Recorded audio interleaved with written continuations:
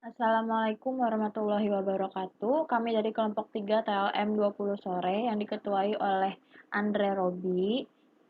Pada kesempatan kali ini kami akan mempresentasikan tentang pemanfaatan teknologi informasi dalam sistem manajemen laboratorium. Sebelum kita masuk ke dalam pembahasan, mari kita pelajari dulu apa pengertian dari LIMS. LIMS, atau yang biasa disebut Laboratorium Informasi Manajemen Sistem, merupakan sistem laboratorium yang memiliki fungsi penanganan informasi seperti analisis data, perhitungan, penjadwalan, pelaporan, dan lain-lain. Dewasa ini, program LIMS sudah banyak diaplikasikan di banyak laboratorium karena dianggap lebih mudah dan efisien, serta programnya yang user-friendly. Manajemen data, persyaratan, dan fitur fungsional LIMS dasar. Persyaratan sistem LIMS di laboratorium pengujian analitik dapat mencakup sebagai berikut. Pertama ada login sampel, kedua pelacakan sampel, ketiga penjadwalan, empat rantai pengawasan, lima integrasi instrumen, enam entry hasil atau jejak audit, ketujuh pemeriksaan QA atau QC, delapan pelaporan hasil, 9 integrasi web, 10 inventaris bahan kimia dan reagen, ke-11 pelacakan catatan pelatihan personel atau pemeliharaan instrumen, 12 pengarsipan atau gudang data. Persyaratan sistem LIMS di laboratorium pengujian analitik dapat mencakup 1. Sampel login function. Fungsi login sampel untuk pelacakan sampel. Contoh, login harus mudah dan cepat. Kemudian menangkap semua informasi yang diperlukan namun tetap ramah penggunaan. Kemudian fungsi ini harus menangkap semua informasi yang relevan untuk laboratorium. 2. Ada typical information collected at login and login fields. Login sampel memberikan keterlacakan untuk analisis hilir seperti siapa yang melakukan tes apa, kapan, hasilnya apa, dan kemudian apakah ada komentar khusus dan seterusnya. Contohnya adalah pasien A melakukan tes laboratorium hematologi lengkap pada tanggal 20 Agustus 2020 di jam 8 WIB. Kemudian hasil yang dikeluarkan dari tes tersebut kita periksa. Jika di dalam hasil tersebut ada yang abnormal, maka akan ditindaklanjuti. Ketiga ada sampel tracking, barcoding, and coding. Pelacakan sampel memungkinkan pengguna untuk menemukan sampel di laboratorium mulai dari login melalui analisis hingga pelaporan akhir dan pembuangan sampel.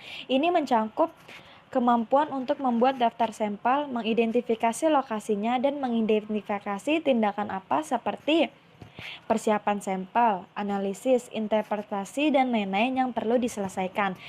Kemudian pelacakan sampel juga memberikan pengguna laporan status pada sampel seperti di mana sampel tersebut secara fisik berada di laboratorium atau di departemen mana, dan di mana sampel secara berkala atau seberapa lama sampel tersebut ada di departemen-departemen lainnya.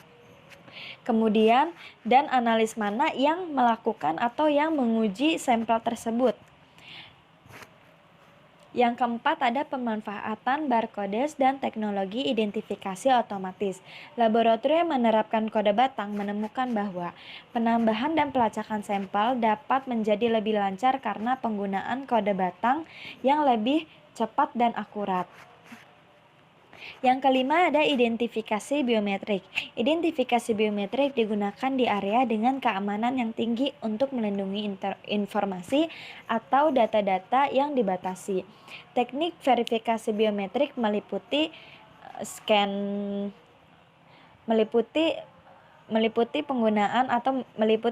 sidik jari, kemudian ada scan retina, pola suara, pola pembuluh darah yang ada di tangan atau di pergelangan tangan.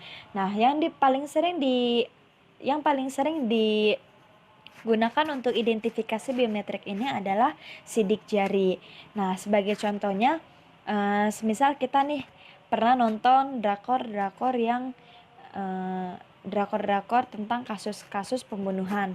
Pada saat si pembunuhnya ini memegang suatu benda dan di situ meninggalkan jejak, si sidik jarinya ini. Dengan sidik jarinya ini kita dapat mengetahui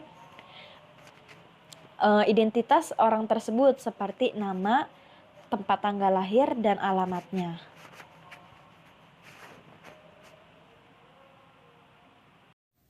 Assalamualaikum warahmatullahi wabarakatuh. Saya Yuni Ayani dari Prodi TLN. Di sini saya dari kelompok 3 ingin melanjutkan presentasi teman saya, yaitu tentang masukkan data hasil. Setelah sampel atau spesimen dimasukkan ke dalam Laboratorium Informasi Manajemen Sistem atau yang disebut juga LIMS, lalu diberi pengenal unik, kemudian telah melewati penerimaan sampel yang telah dilakukan pengujian terhadapnya. Hasilnya dimasukkan ke dalam Laboratorium Informasi Manajemen Sistem atau yang disebut juga LIMS. Meskipun ini seringkali dimasukkan secara manual oleh analis, ini juga dapat dimasukkan secara elektronik melalui integrasi instrumen langsung ke Laboratorium Informasi Manajemen Sistem atau yang disebut juga LIMS. Selanjutnya saya ingin menjelaskan tentang meninjau dan menyetujui hasil LIMS. Laboratorium Informasi Manajemen Sistem, yaitu data yang dimasukkan ke dalam Laboratorium Informasi Manajemen Sistem atau yang disebut juga LIMS harus akurat dan valid. Memeriksa data ini seringkali memerlukan proses beberapa langkah. Pengguna harus terlebih dahulu menetapkan batas yang dapat diterima untuk hasil tes seperti ini. Biasanya dikategorikan sebagai 2. Yang pertama itu ada batas peringatan atau yang disebut juga lunak. Yang kedua itu ada batas absolut atau yang disebut juga keras. Selanjutnya, saya ingin menjelaskan tentang jejak audit, yaitu setelah hasil dimasukkan ke dalam Laboratorium Informasi Manajemen Sistem atau yang disebut juga LIMS, ditinjau, divalidasi, dan disetujui. Setiap perubahan pada hasil tersebut harus diaudit dengan sesuai dengan Good Automated Laboratory Practice atau disebut juga GALP.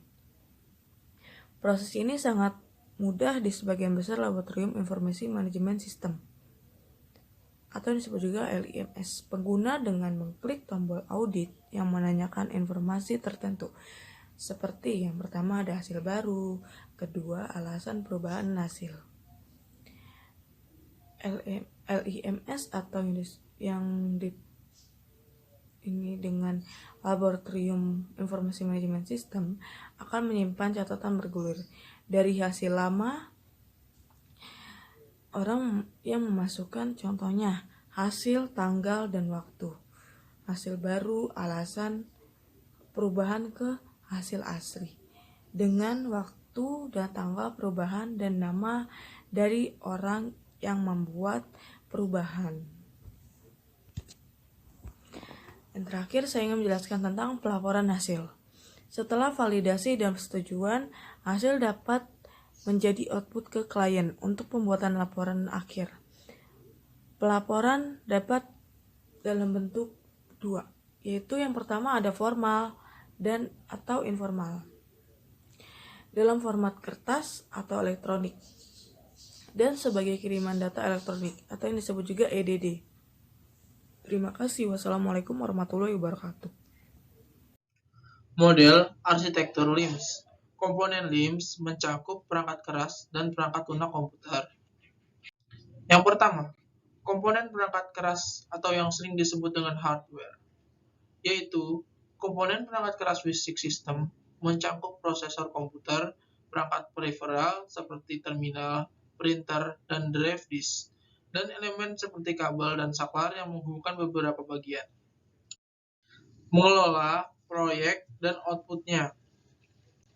LIMS dirancang untuk diintegrasikan dengan alat pihak ketiga untuk memungkinkan fleksibilitas dalam bagaimana konstruksi dirancang, juga memungkinkannya untuk menyesuaikan dengan alur kerja desain yang ada. Pelacakan sampel dan konsumsi.